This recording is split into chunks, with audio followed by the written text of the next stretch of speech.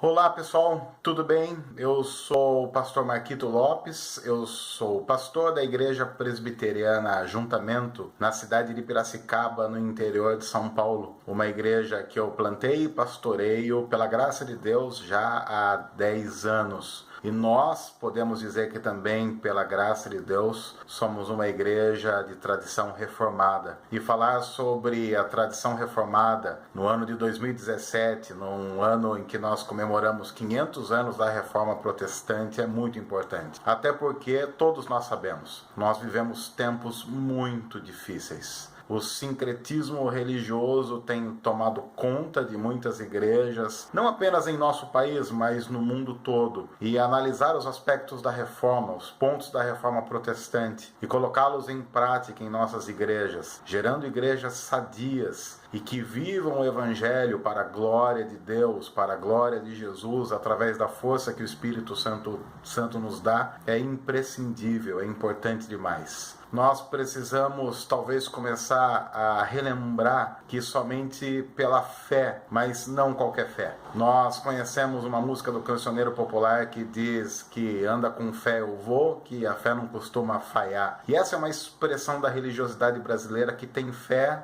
na fé. A reforma protestante diz somente a fé, mas é uma fé em Cristo Jesus. Não é uma fé em nós mesmos, não é uma fé na fé, mas é uma fé no Filho de Deus que morreu em nosso lugar e ressuscitou, venceu a morte. É uma fé que Deus nos dá. Não é uma fé que nós mesmos geramos ou nutrimos. É uma fé que é um presente, graça que Deus coloca em nossa vida. Aliás, falar sobre graça também é fundamental num mundo cheio de desgraça como esse em que nós vivemos. Falar sobre graça é importante e somente a graça, também um dos pontos da reforma, assim como somente a fé, é fundamental para nós definitivamente compreendermos que nós não podemos mais achar que barganhamos com Deus alguma coisa. A Bíblia diz que não há justo, a Bíblia diz que todos pecaram. Assim, qualquer coisa que nós recebemos de Deus, nós precisamos compreender de maneira definitiva. É um presente que é dado em Jesus. A expressão da palavra que diz, pela graça sois salvos, isso não vem de vós, é dom de Deus, não vem de obras para que ninguém se glorie, precisa ser recuperado de maneira urgente em nossos dias. Assim, esses dois pontos vão se juntando a outros que vão completando a estrutura de uma igreja sadia. Começamos crendo que sim, somente pela fé, sim, somente pela graça, e sim, e somente Cristo. Não há um outro Salvador. A história da igreja, e especificamente a história da igreja evangélica brasileira, tem sido triste em mostrar como nós buscamos outros salvadores. Calvino dizia que o coração humano é uma fábrica de ídolos. E isso tem se revelado de maneira muito triste na história da igreja evangélica brasileira. Nós precisamos voltar a reafirmar com toda a convicção, somente Cristo. Só Ele é o nosso Salvador. Assim, igrejas reformadas vão crer que as suas atividades e programações não salvam. Vão crer que pastores não salvam, líderes não salvam. O que nós precisamos é somente da salvação que está em Cristo Jesus, o único e verdadeiro Senhor, dono da igreja. Aliás, quando falamos de Cristo, nós precisamos lembrar que o que nós sabemos dele está nas Escrituras, a fiel, definitiva palavra de Deus. Esse é um outro ponto da reforma que nós precisamos readquirir em nosso tempo. A crença de que sim, somente a Escritura é suficiente. De que sim, a Bíblia é a palavra de Deus. A Bíblia não contém uma parte da palavra de Deus. A Bíblia é a palavra de Deus, a revelação definitiva da vontade de Deus para o seu povo. A única regra infalível de fé e prática. Quantas igrejas, infelizmente, têm deixado de lado esse baluarte da reforma protestante tão precioso para nós. Nós precisamos voltar a acreditar que não precisamos de novas revelações. Não precisamos de nada além do que está na palavra, revelado na palavra, mostrado na palavra. Assim, precisamos nutrir em igrejas reformadas o estudo sério da palavra, a pregação da palavra, a centralidade da palavra e somente da Escritura naquilo que nós fazemos. E eu acho que quando nós compreendemos que somente a fé em Jesus que somente Cristo, que somente a graça, que somente a Escritura, quando colocarmos tudo isso em prática em nossas igrejas, então